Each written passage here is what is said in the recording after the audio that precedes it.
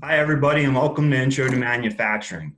Today, we're sitting down with the metal fabrication teacher, Mr. Tappany, and he's going to answer some of the questions that you guys wrote in wanting to get answered for next year. So let's start off with the first one. What is your career background and what led you to become a CTC instructor? Okay, hello everybody. Thanks for having me with your program here. Let me start with that. My background goes back quite a bit. I actually started the trade of metal fabrication when I was in about 7th grade, actually. My dad was a sheet metal fabricator, metal worker for a company called RCA, and he started doing some side work from our basement and our garage. Started buying equipment to do things when I was younger. I was in middle school when all this started, so I would go out and help him fabricate, weld, install. Sometimes it was duct work. Sometimes it was just weird things like tubs for auto cars, for cars for racing. Sometimes it was some structural steel work we got into. So it was around my 10th grade year, I guess, he actually bought a building in Lancaster. So he was working full time as a metal fabricator for RCA. And then I, of course, was in high school by then. And then in the evenings, we would work together till about 10 o'clock every night, and then double time on the weekends. So we kept the business going while he was working full time and I was a full-time student.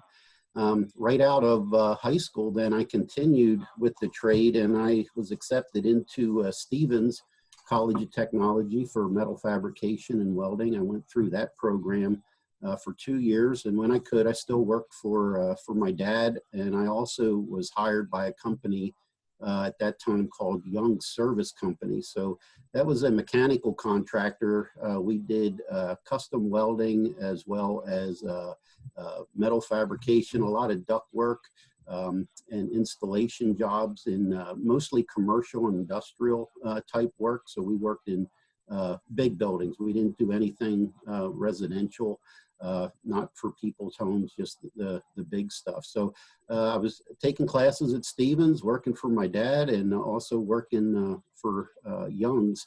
And I guess I graduated there in 2 years. And my instructor at the time talked me into going into Millersville for technology education, which I did right out of Stevens. Wasn't really a planned thing, kind of came up pretty quick. The opportunity came, and so I did that. Went through Millersville for 4 years and ended up a tech ed teacher. And that's kind of how I started with the CTC. My senior year at Millersville, I had to do a semester of student teaching. And I was fortunate enough to, when they asked me where I wanted to go to do it, I said that I had a background in metal fabrication and welding, and they put me at the Willow Street Votech School at that time, which is now part of our system. And I did my student teaching there with the instructor at the time, Mr. Sementelli.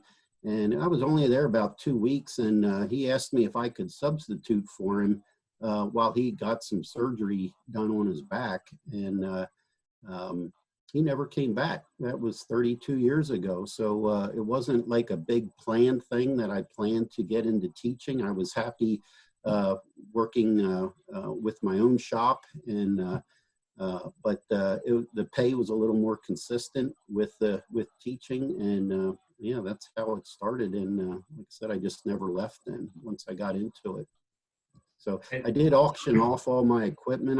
I worked the same thing. My dad passed away when I was at Millersville. So for about 8 years there, I was working as a teacher, a new teacher, and then I would go to my own shop in the evenings. So you talk about long days. I'd work till usually around 11 or 12, and then I'd have to be back to school the next day at 7, teach. And then it started to get a little better. At about my 5th year of teaching, I actually hired 3 of my former students that graduated from my first year's class, and they ran the shop during the day. and then I would come down in the evening and take care of whatever else I needed to. So I did that until 96, I believe it was. So I did that about 5 years or so. And then I went back to school again to Penn State for my master's degree in workforce ed. So it was at that time I kind of realized I was going to stay with the career as a instructor. So I got rid of the business at that time and auctioned off all my equipment. So that's the long and short story of how I ended up where I'm at now. All right, sounds good. Definitely, you bring a lot of experience to the table, both as a seasoned professional and a seasoned teacher as well. I know I learned a lot of stuff from working with you. Next question that one of my students have here is, are your students able to move through the course at their own pace? I'll have to answer that yes and no. We do have a set list of things that we have to do through the year, as every class would. We follow the apprenticeship program through the Associated Builder and Contractors Association. So I have a regular program that I follow. It takes us through all our welding assignments, all the layout assignments, fabrication, and the theory of that. And then toward the middle or toward the end of the year, we can start to get into some more specialized stuff that the students can get into themselves. By that, I mean, if I have a student that really has a strong interest, or maybe even they got hired as a TIG welder, for example, at a company. So they're fabricating and they're doing some TIG welding. I can give that particular student more time learning those skills with more practice while I still have them. You know, that we're talking about the program called API, or Advanced Placement Internship, where they go to work a couple days a week, but then I get them back. So as far as self-paced, yes and no. We stay together as a class, and I normally do a theory lesson of some sort or a demonstration from 9 to about 9:30, 9 to 10, and then we're out in the shop. And the guys are in the weld booths. They're fabricating and welding out on the floor. Sometimes they're drafting and doing layout work of projects that they design. So there is a little bit of the ability to do some of your own assignments, because we can turn things into projects that the students might want to have more of an interest in. So okay. That's the answer. Yes and no.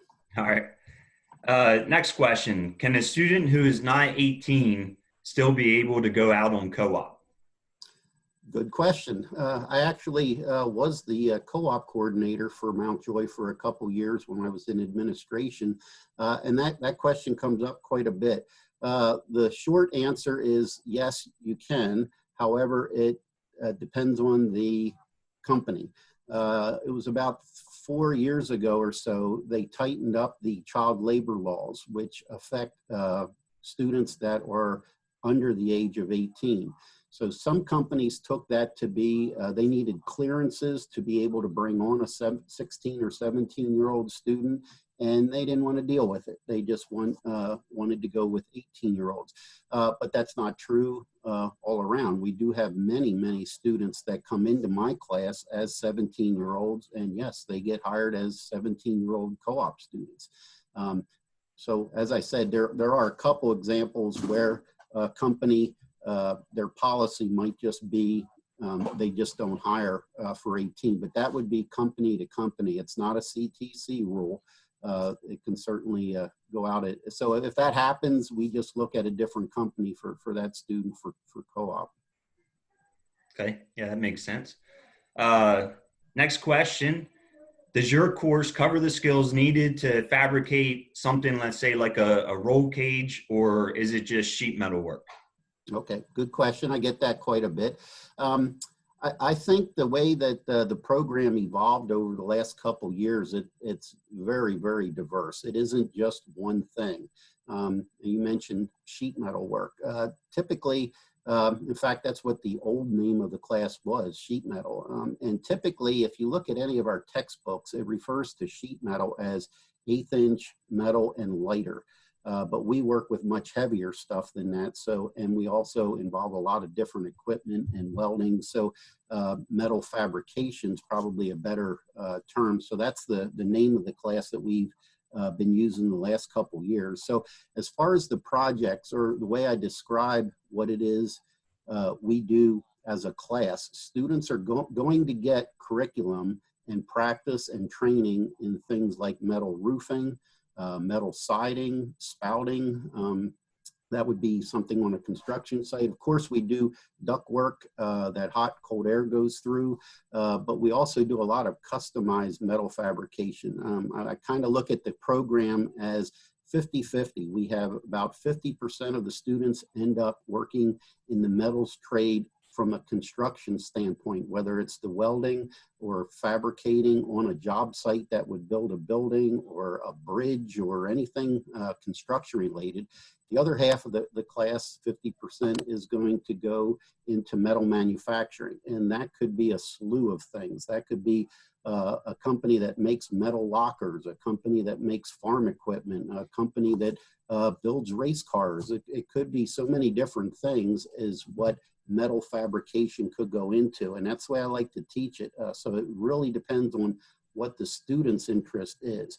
And if I teach how to do a specific type of layout, like how to make, or make a pattern to make something, that could be transferable to a student that's going to go into the construction trade and involve welding something together. It could be something the student goes into the manufacturing side, that they're actually working for a company. We took a tour this year, as we always do, to the Harley Davidson plant. And so there's metal fabrication at its highest level, and it's nothing but metal to make those motorcycles. So there's tube bending, there's welding, there's brazing, there's tank press and shear. It's all metal, and it depends on what type of metal work you're looking at. So our curriculum is very diverse and allows the students a lot of opportunity to kind of explore what kind of area they want to get into as far as metal fab. Okay. Next question. What are some of the projects that the students will be making next year? And is there a final end of the year project? Okay. As far as a final project, I would say no. We do have many projects that we do throughout the year.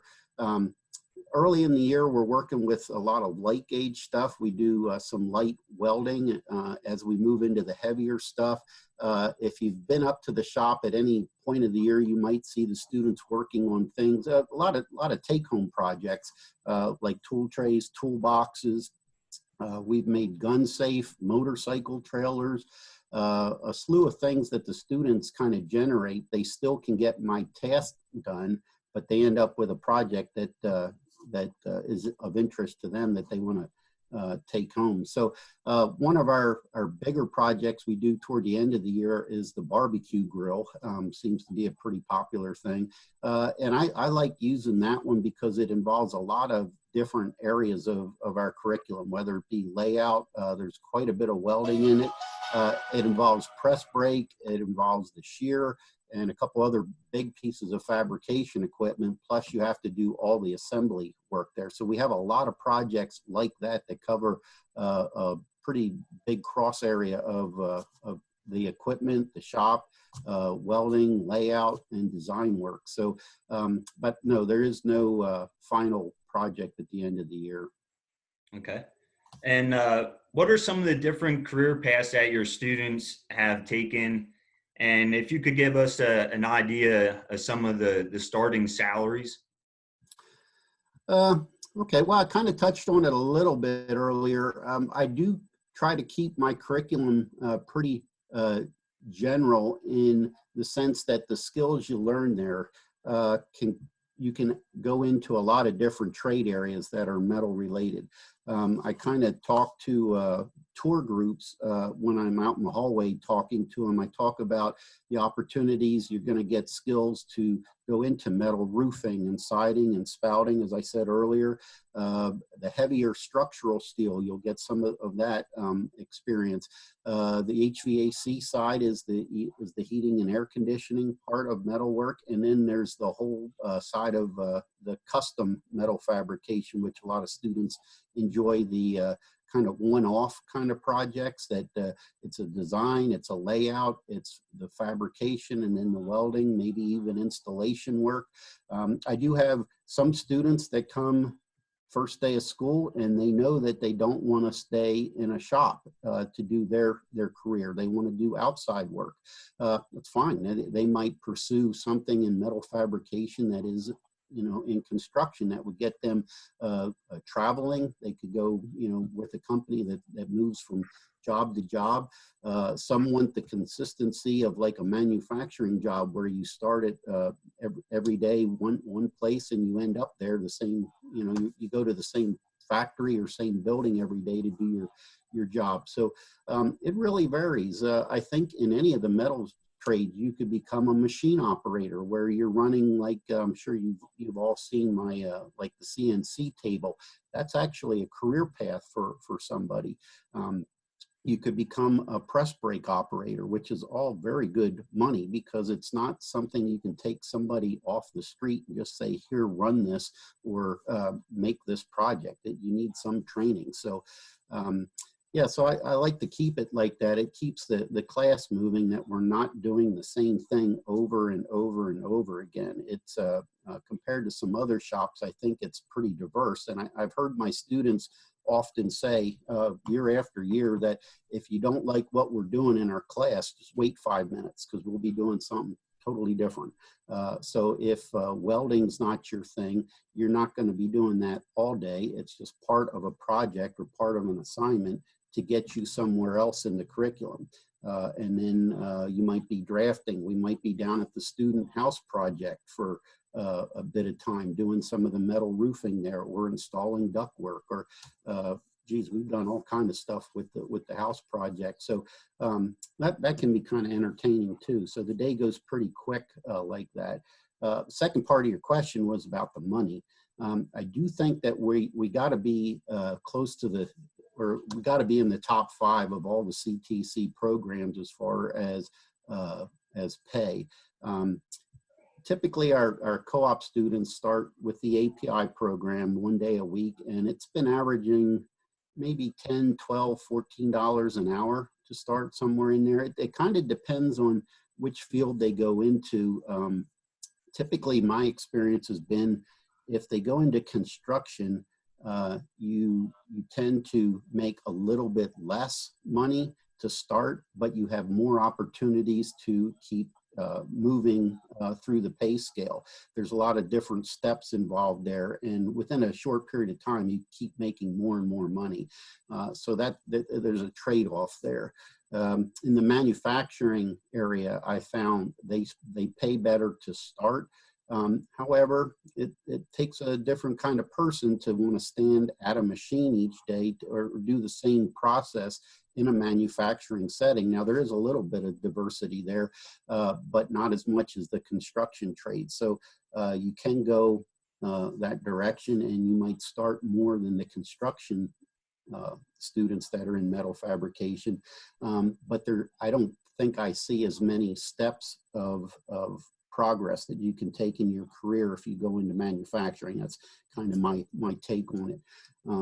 So I think I do have some students each year that choose this program, metal fabrication, simply because of the money. If they've done the research on them, you know, on Google, or you just look up metal fabricator or sheet metal work or fabricator / welder, you know, it's a pretty in-demand job in a lot of different areas, and the pay's there. So I do know that I do get a couple students each year, and they're going to just ask me, you know, the top dollar in our trade.